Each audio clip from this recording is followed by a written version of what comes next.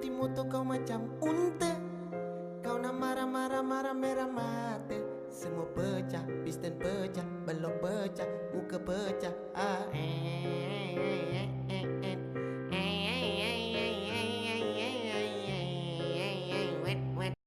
Kalau kata Ziva, Tuhan itu satu, kita yang tak sama, iman kita berbeda.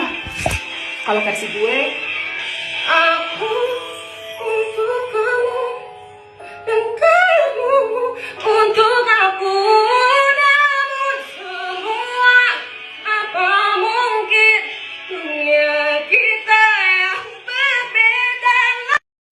Assalamualaikum warahmatullahi wabarakatuh.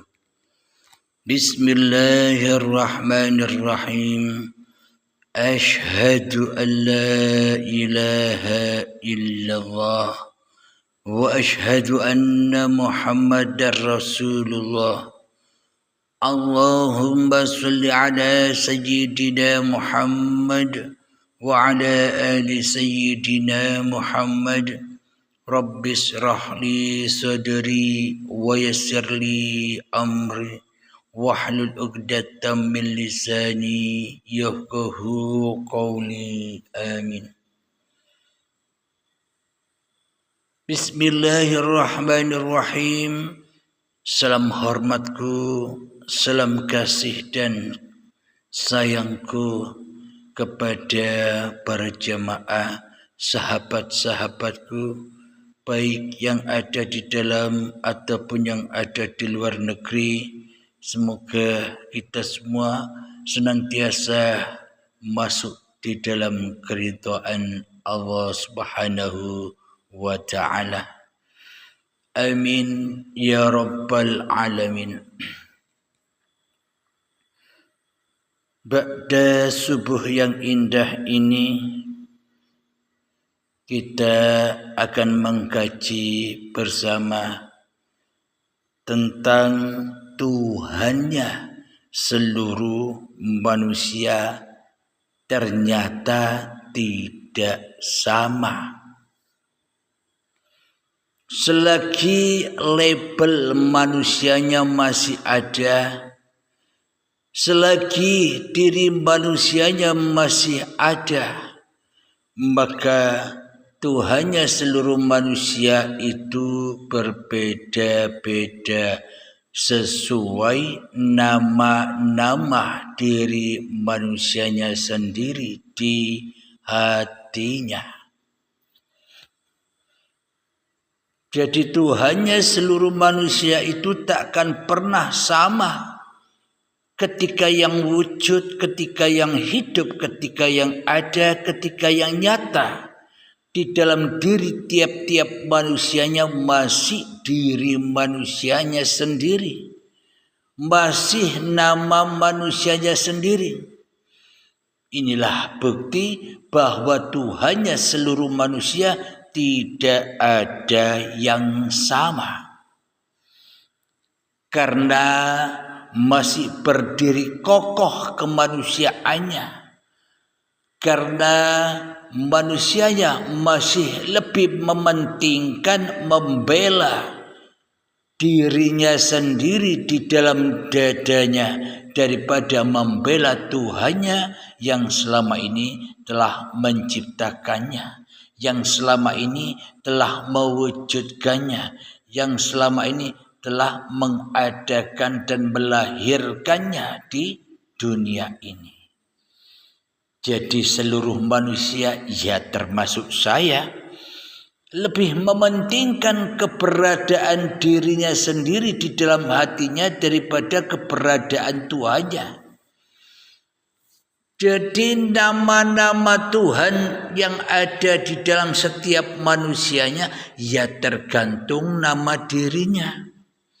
Nama saya Abdul Halim.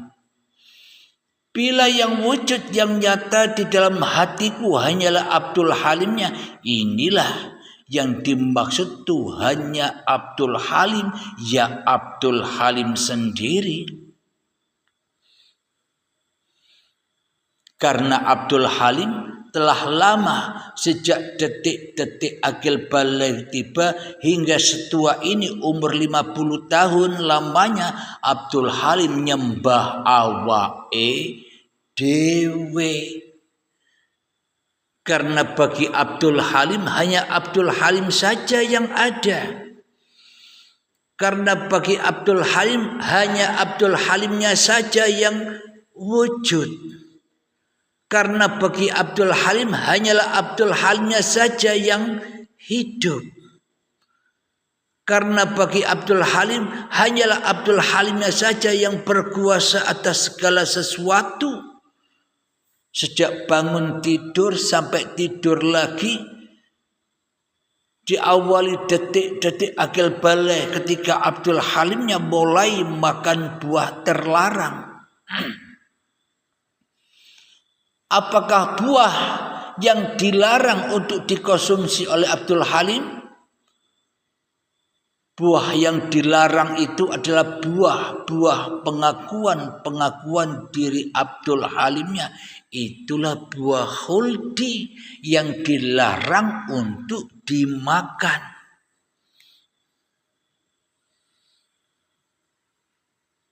Iblis dan setan menggoda, wahai Abdul Halim, makanlah buah ini. Buah yang dilarang Allah ini makanlah agar kamu hidup kekal, hidup terus. Ternyata sampai saat ini umur 50 tahun ia hidup terus. Kenapa? Karena sukanya makan buah terlarang. Jadi kehidupannya penuh dengan ketakutan, kegalauan dan penderitaan. Ketakutan. Takut apa? Takut mati. Jadi yang ditakuti oleh seluruh manusia itu, jadi yang ditakuti oleh makhluk hidup ini, ya yang ditakuti adalah kematiannya. Karena manusianya tidak rela di dalam hatinya bila harus lengser dari kerajaan di dalam hatinya. Itulah yang paling ditakuti oleh seluruh manusia. Karena selama ini tidak bertuhan. Karena yang diadakannya, karena yang diwujudkannya, karena yang dihidupkannya, karena yang dinyatakannya hanyalah nama diri manusianya sendiri. Ya Abdul Halim inilah yang memegang kerajaan Tuhan di dalam hatinya. Sehingga Tuhannya sudah tak berlaku lagi. Sehingga kewujudan Tuhannya sudah tak berlaku lagi. Sehingga kehidupan Tuhannya sudah tak berlaku lagi. Sehingga kekuasaan Tuhannya sudah tak berlaku lagi. Inilah kesyirikan yang nyata bagi Abdul Halimnya. Di dalam ayatnya Allah, Bismillahirrahmanirrahim. Inna syaitana lakum aduwwum mubin. Sesungguhnya syaitan itu adalah musuh yang nyata bagimu. Akan tetapi selama ini kita tidak menjadikan syaitan itu musuh. Bahkan kita menjadikan iblis dan syaitan itu sebagai sahabat yang selalu mendampingi kehidupan kita selama ini. Setan iblis kita jadikan sesembahan. Setan iblis kita jadikan Tuhan di dalam hati kita. Apa langkah iblis dan setan? Langkah-langkahnya yakni untuk mensyirikkan Tuhannya di dalam tiap-tiap hati manusia untuk mensekutukan Tuhannya di dalam hati tiap-tiap manusia, sehingga yang ada, sehingga yang wujud, sehingga yang hidup, sehingga yang dipertuhankan hanyalah nama-nama manusianya sendiri di dalam hatinya. Itulah setan iblis yang nyata. Dajjalnya sudah nyata kok tidak kelihatan. Iblisnya sudah nyata kok tidak kelihatan. Setannya sudah nyata kok tidak kelihatan. Kenapa kita buta? Kenapa kita tak melihat? Karena kita terhalang oleh Tuhan Abdul Halim yang ada di dadaku ini. Yakni nama-nama Tuhan sesuai dengan nama manusianya yang ada di dalam hatinya. Karena selama ini manusia seolah-olah membela agamanya Tuhan, berdebat ke sana kemari demi untuk memenangkan apa yang dipahaminya. Mereka sibuk berdebat, akan tetapi ia menghalau pengabdiannya sendiri kepada Tuhannya. Karena yang disenangi hanyalah sibuk menghadapi hal-hal yang di luar dirinya. Sehingga yang ada di dalam dirinya kering kerontang dan mudah terbakar. Karena tak ada yang menjaga di dalam hatinya kecuali dengan penjagaan iblis dan setan yang terlaknat, yang mana iblis dan setan itu bernama Abdul Halim sesuai nama diri manusianya.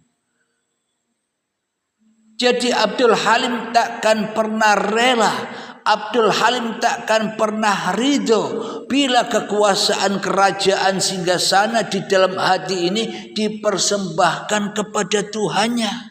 Tidak rela Abdul Halim ini. Seolah-olah Abdul Halim ini tak akan mati, tak pernah akan mati, hidup selama-lamanya. Inilah watak dan pemahaman Abdul Halim di dalam bertuhan. Tidak mau dituhani Tuhan. Coba kita buktikan bahwa Abdul Halim ini, bahwa nama kita sendiri ini tak akan pernah mau bila dikatakan tak ada. Kita takkan mau bila dikatakan tak hidup. Kita takkan pernah mau bila dikatakan tak wujud. Kita tidak mau bila kita dikatakan tak nyata. Tuhan saja yang tak hidup, Tuhan saja yang tak wujud, Tuhan saja yang tak nyata. Allah saja yang tidak ada. Aku ada kok, Abdul Halim ada kok. Kan begitu selama ini. Seolah-olah diri kita lebih akbar daripada keakbaran Tuhan yang menciptakan kita. Seolah-olah kita lebih mulia dari kemuliaan Tuhan yang menghidupi kita. Inilah bukti bahwa setiap diri manusia itu nama Tuhannya beda-beda. Yang ada di dalam hatinya beda-beda. Karena manusia masih menyembah, mengabdi dan rojiun kepada linapsinya sendiri di dalam dadanya. Inilah bukti bahwa Tuhannya setiap manusia itu tidak sama.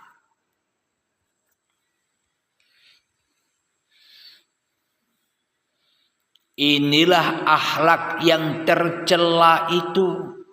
Inilah akhlak yang bobrok itu.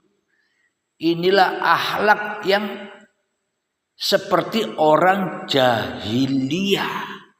orang-orang yang bodoh. Ya, Abdul Halim inilah orangnya. Sehingga Allah mendatangkan rasul-rasulnya. Innama bu'ithu liutammima makarimal akhlak. Tidak diutus aku ke dunia ini untuk menyempurnakan akhlak-akhlaknya manusia yang bejat ini.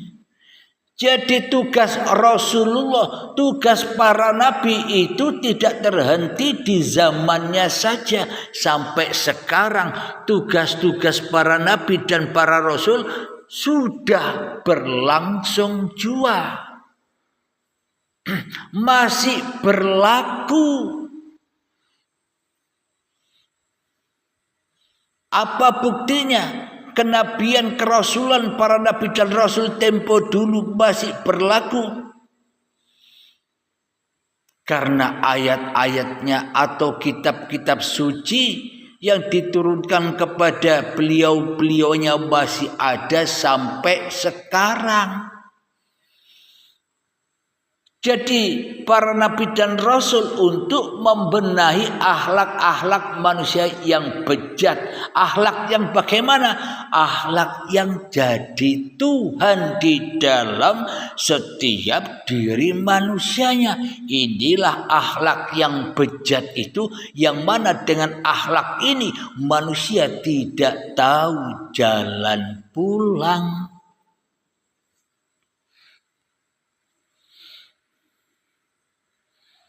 Maka para nabi dan para rasul itu menunjukkan jalan pulang.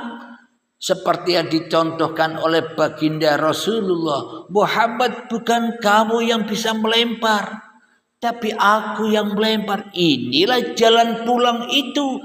Ketika Muhammadnya sudah tak wujud lagi di dalam hati Muhammadnya. Ketika Muhammadnya sudah tak hidup lagi di dalam hati Muhammadnya. Ketika Muhammadnya sudah tak nyata lagi di dalam hati Muhammadnya, yang nyata, yang hidup, yang wujud hanyalah Tuhan yang menciptakan Muhammadnya. Inilah akhlak yang mulia itu. Karena Abdul Halim, karena Nabi Muhammad sudah kembali di dalam hatinya kepada yang maha mulia. Bukan kembali kepada yang maha najis. Bukan kembali kepada Muhammadnya di dalam hatinya. Bukan kembali kepada Abdul Halimnya di dalam hatinya. Inilah ajaran-ajaran yang hak para nabi dan para rasul itu. Akan tetapi selama ini kita sibuk beribadah, sibuk membela hawa nafsu kita sendiri. Syariat begini mengikuti Rasulullah, syariat begitu mengikuti Rasulullah. Percuma kita bersyariat yang katanya mengikuti para rasul itu, ketika hati kita tidak cocok, hati kita tidak sama dengan hati mereka. Percuma dan tak bergun semua yang kita lakukan. Kenapa? Karena diri kita masih jadi Tuhan. Karena diri kita tidak mengikuti ajaran para nabi dan ajaran para rasul, yang mana dituntun kembali kepada Allah, malah kembali kepada iblis dan setan. Dituntun hanya Allah yang ada, la ilaha illallah, malah kita mengikuti agamanya setan, la ilaha illa ana Abdul Halim. Tiada Tuhan selain aku sendiri, Abdul Halim, yang ada, yang wujud, yang hidup di dalam hatiku sendiri. Karena tiap manusia Tuhannya berbeda-beda menurut setiap namanya masing-masing. Kalau sudah begini, apakah kita masih mengaku bahwa ajaran yang kita lakukan selama ini ajarannya para nabi dan para rasul? Ajaran Allah kepada para nabinya dan kepada para rasulnya agar membawa umat pulang kampung, disucikan dulu, dimatikan dulu, dimandikan dulu dari segala dosanya, dari segala keberadaannya, dari segala kewujudannya, Abdul Halimnya di dalam hatinya.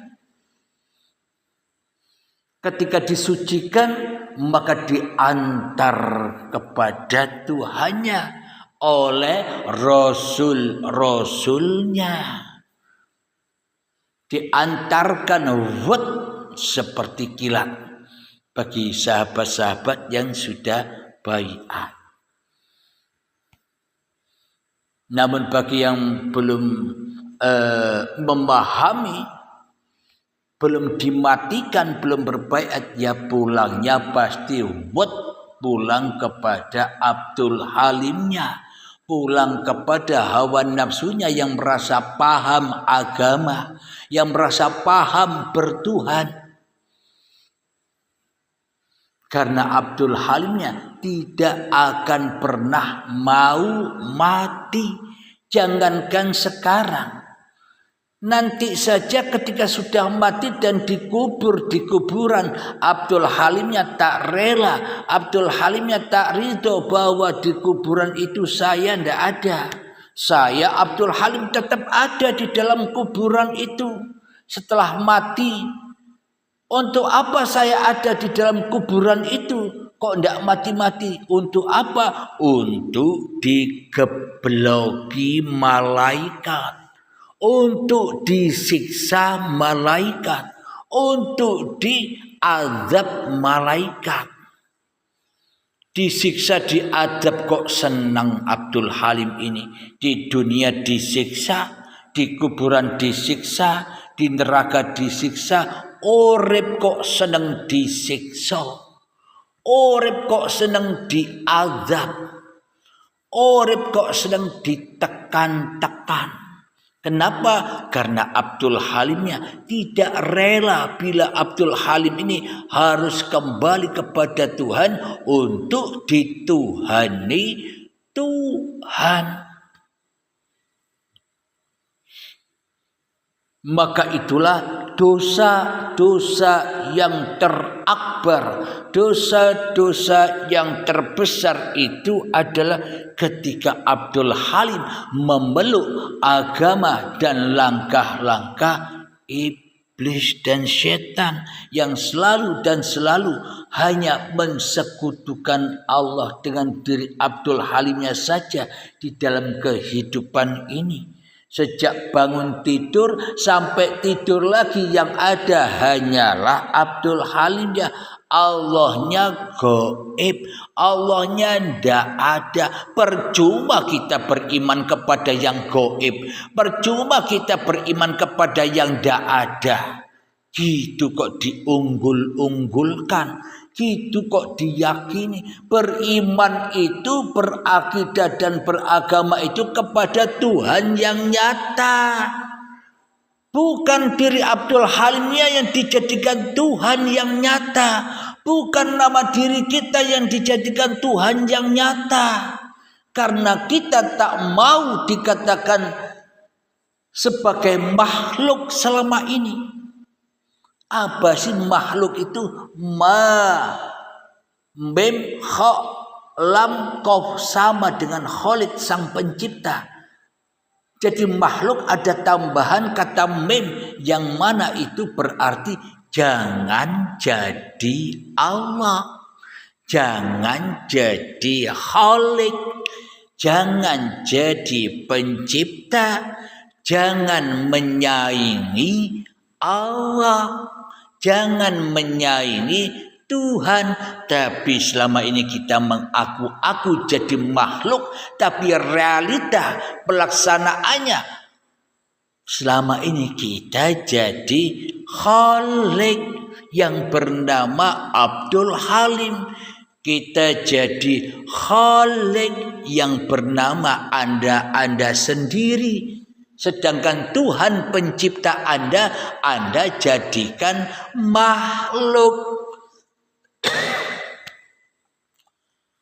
Anda hancurkan kekuasaan Tuhannya. Kita hancurkan keberadaan kewujudan Tuhannya. Kita hancurkan keagungan dan kebesaran Tuhannya, sehingga yang agung, yang besar, yang mulia di dalam hatiku hanyalah Abdul Halimnya. Inilah dosa yang terbesar yang tak akan pernah diampuni oleh Allah. Bila sudah demikian, tak berguna lagi agama-agama kita, tak berguna lagi amal-amal kita, tak berguna lagi sholat-sholat yang kita bangga-banggakan itu. Percuma dan tak bergun bila Tuhannya masih Abdul Halimnya di dalam dadanya.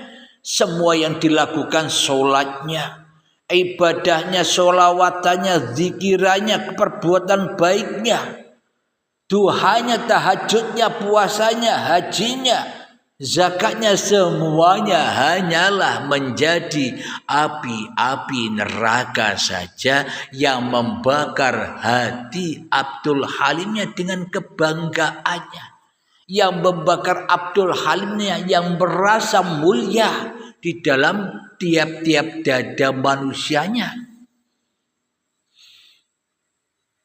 Malah sholatnya, ibadahnya, zakatnya, perbuatan baiknya tidak menolong dirinya untuk menghadap Tuhannya, malah menyesatkan dirinya hanyalah untuk menghadap kepada hawa nafsu dewe, dipersembahkan kepada iblis dan setan. Kenapa? Karena selama ini kita sejak detik-detik akil balik sampai setua ini, umur 50 tahun ini, jadi setan terus, kumpul setan terus. Maka tak akan pernah berguna agama dan pertuhannya, hanya sia-sia saja, hanya fata morgana saja. Mari kita buka di dalam surat An-Nisa ayat yang ke-48. A'udzu billahi minasy syaithanir rajim. Bismillahirrahmanirrahim.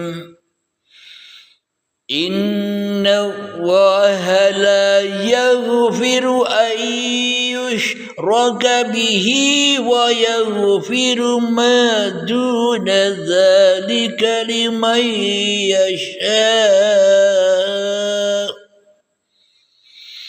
Wa man yushrik billahi faqad iftara itsman 'azima. Yang artinya, sesungguhnya Allah tidak akan mengampuni dosa karena mempersekutukannya, yakni syirik. Dan Dia mengampuni apa saja dosa itu yang selain syirik. Itu bagi siapa yang dikehendaki. Barang siapa mempersekutukan Allah, maka sungguh dia telah berbuat dosa yang besar. Astaghfirullahaladzim. Jadi hanya sedikit sekali, diibaratkan lautan manusia yang begitu banyaknya, yang dipilih hanya setetes, yang dikehendaki. Sulit memahami paparan-paparan uripe Allah yang sebenar-benarnya.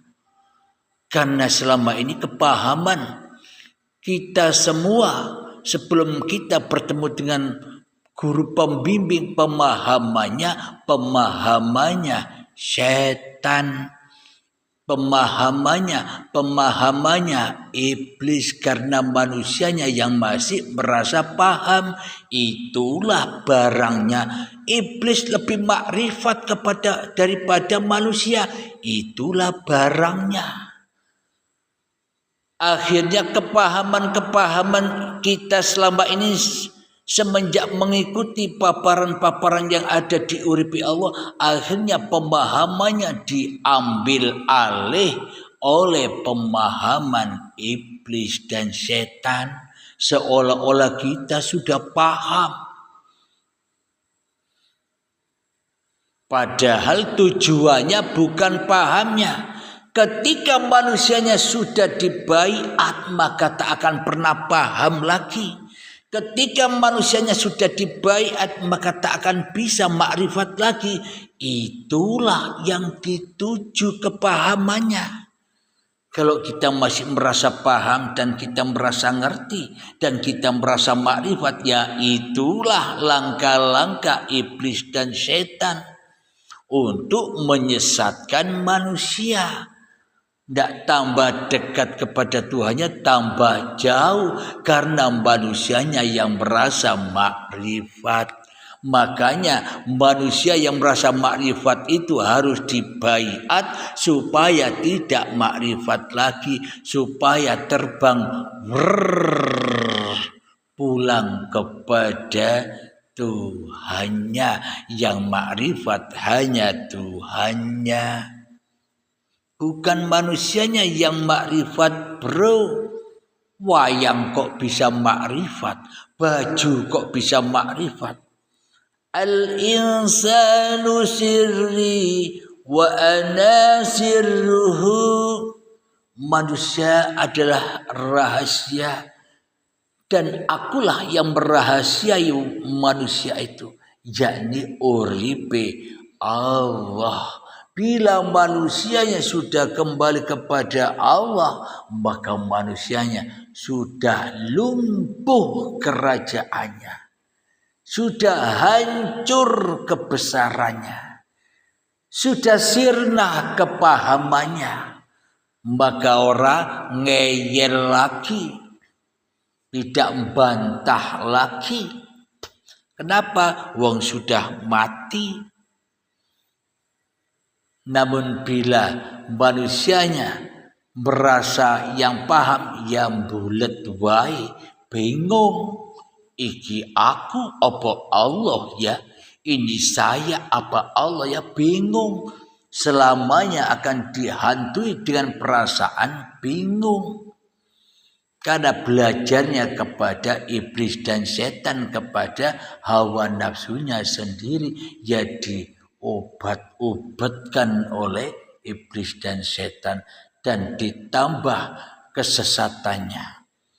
Alhamdulillahirabbil alamin. Semoga khususnya saya pribadi dan kita semua senantiasa dibimbing Allah Subhanahu wa taala.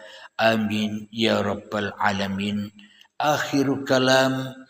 Assalamualaikum warahmatullahi wabarakatuh.